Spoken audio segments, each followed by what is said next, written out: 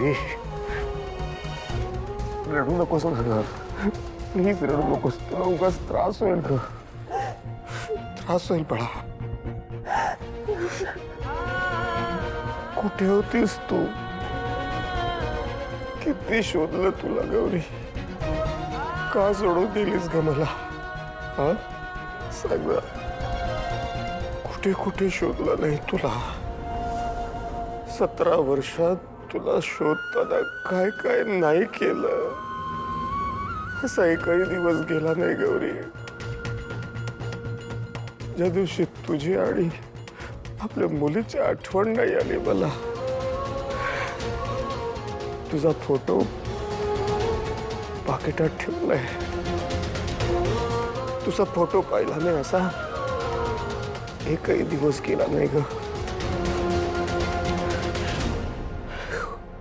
गौरी. देवासमोर हात जोडून फक्त एकच मागणं मागायचं, माझी गौरी आणि आमच्या मुलीची भेट घडवते देवा.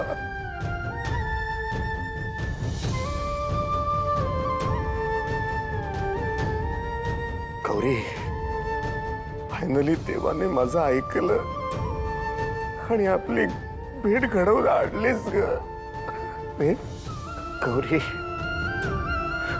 आयुष्यात पहिल्यांदा फक्त तुझ्यावरच प्रेम केलं, तुझ्या साधेपणावर प्रेम केलं ग. तुझी माझ्या आयुष्यातली जागा कधीच कोणी घेऊ शकत नाही, कधीच कोणी घेतली नाही ग. तू चिडली नाहीस ना माझ्यावर? हा गौरी, जे पुढे घडलं ते माझ्या हातात नव्हतं असं समज ना. प्लीज प्लीज असं समज ना. माझ्या मनात फक्त तू आहेस आणि फक्त तूच असशील गौरी, तूच असशील, दुसरं कोणी नाही ग, कोणी नाही.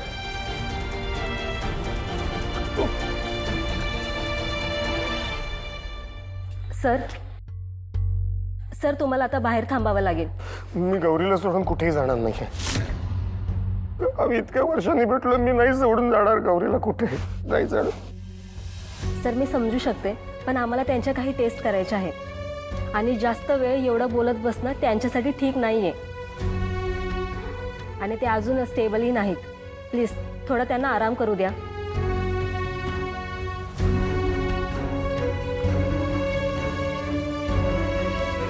गौरी, मी बाहेरच आहे. हा हा जात नाहीये कुठे.